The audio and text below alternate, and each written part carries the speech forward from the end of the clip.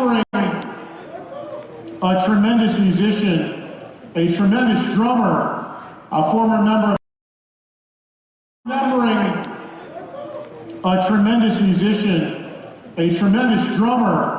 of Megadeth who we lost tragically in 2016, Mr. Nick Menza.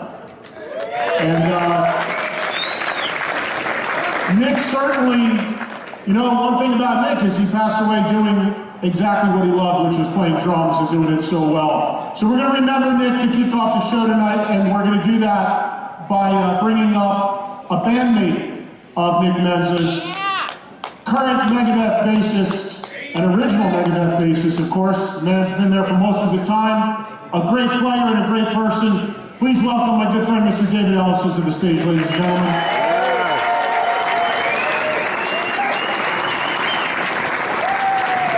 Good evening, everybody. How are you? Welcome to the Hall of Heavy Metal History. This is a cool thing. We were talking on the carpet that we support our own, and having an award show like this is awesome. And I'm very honored to be able to be here tonight to talk about my fallen hero friend Nick Menza and the Menza family here tonight. Yeah, absolutely.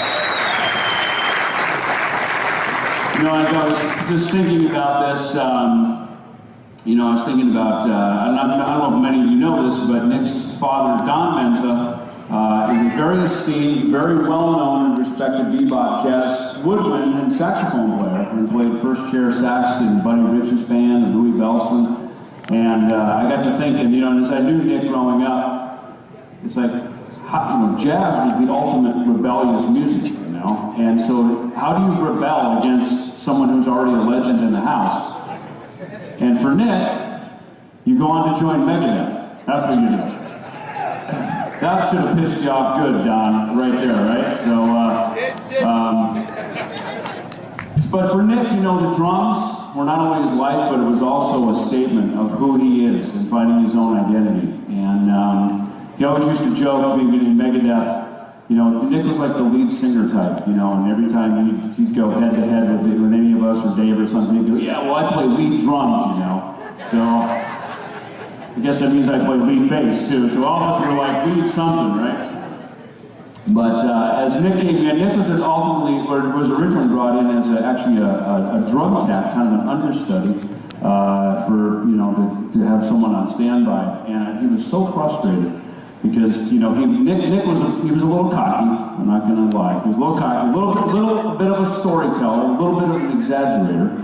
And he couldn't wait to get on that drum chair. And when the day came, he stepped in, and we would then go on, of course, to record some of the seminal albums for Megadeth, starting with Rust in Peace, right? And we had no idea that that album would be what it is, but we were just guys trying to reform a band, coming out of addiction and all kinds of things like that. So we did Rust in Peace, Countdown to Extinction, Youthanasia, and finally Cryptic Writings. And Nick Menza being in the band for 9 years, and it's interesting that just this week we announced the 35 years of Megadeth this year, and that Nick was in the group for, yeah, thank you. Nick was in the band for 9 of those years, and the 4 records and the one-offs and side projects that we did, you know, movie soundtrack records that we did, were certainly, you know, catapulted us to our biggest success that we had. I mean, I think we had 7 or 8 Grammy nominations with Nick in the band, maybe even 10. That nomination always eluded us until recently, but you know, we really, you know, Nick's character in the band and his persona in the band. I mean, we were a band of 4 brothers. And but one thing that I want to speak to, because Nick's performances are all over the internet. You know, the gold and platinum records we received speak for themselves. But, you know, Nick was a friend to me. And at a time in 1989, I was coming out of a really dark drug addiction. And Nick was the trusted friend, always the ear. He would let me come over to his apartment. He had this open door policy in his apartment where, like, people would just drop by, like his high school friends. And I found that so admirable. I grew up on a farm in a small town in Minnesota, so I respected that Nick never forgot his friends. And when push came to shove, Nick would always choose steadfast family over fame and fortune. And I think that really spoke a lot to Nick's character. And as bands often go, you know, we had our almost decade together, big success, and for a lot of us in these rooms, or in this room tonight, we know that, you know, sometimes lineup changes happen and people go their separate ways.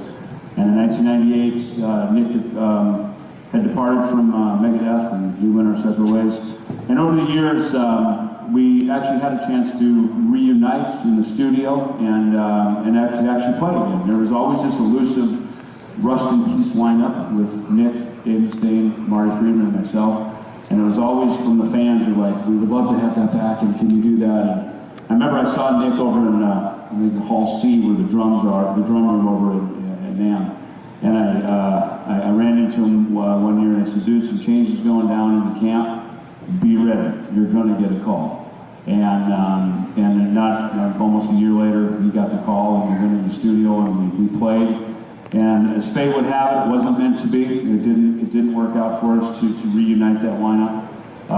But we got to have that musical moment together. And it just reminded me just how awesome it was just to hang with Nick and just to play those songs, play a few songs together, me and Dave and Nick together.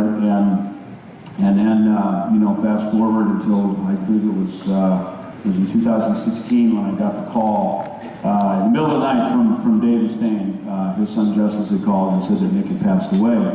And then as I quickly found out, I was actually on stage playing for Megadeth alumni Chris Poland, his band Ohm over at the Baked Potato in North Hollywood. And just a few blocks of actually Studio City, not far from where Nick lived.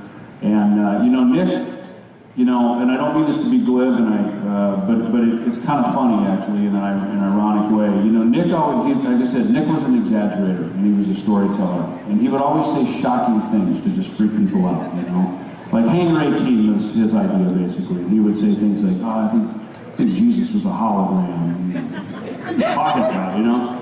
And he always used to joke. He goes, "You know, one day I'm just going to explode on stage, and that's why I'm just going to die on stage like that."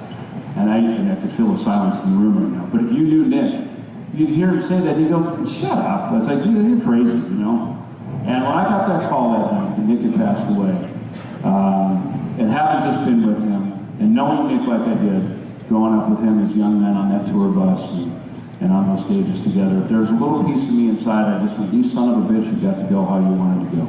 Playing your drums on stage. And he is in a very elite group of people that have that, not that that's a credibility, but for him to pass away doing something he loved, and to be able to do that, you know, not that he chose that moment, but that the good Lord would take him from us in such in that manner. To me, when I heard that, I actually had a little smile inside, and I just went, you know what, Nick, you really are the rock star that you always wanted to be, and we will forever remember him for the work that he did. And the work that he did while he was here, and his work lives on forever after that. And my condolences to the Menza family. And I just want you to know how much I love Nick and how much Nick was a dear friend to me, helping me get clean and sober. And I celebrate 27, almost 28 years coming up in another month. And that was because of Nick. And I want to thank you for that.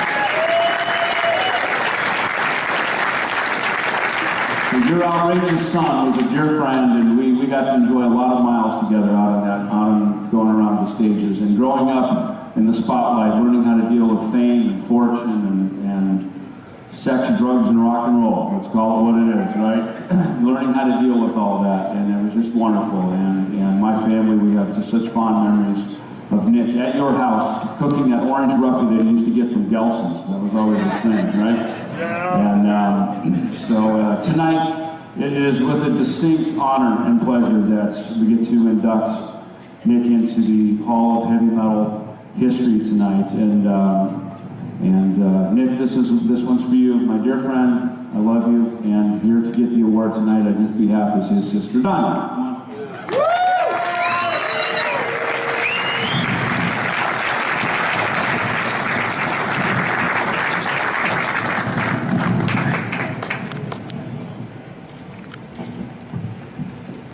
Wow, this is a first, and such an honor to be here to accept this award on behalf of my brother. I'd like to thank my mom and dad for bringing Nick into this world and allowing him to pursue his dream of becoming a drummer. I'd also like to thank the Megadeth team for giving Nick the opportunity to become a part of the band. He loved every minute of it. Nick not only played from his heart, but he played with such passion. He felt the music and became a part of it, and that's what made him an amazing person and drummer. He was a beautiful man, a loving son, brother, father, and a compassionate friend.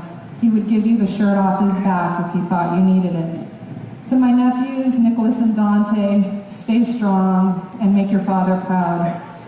And I have to put in my little plug for the American Heart Association.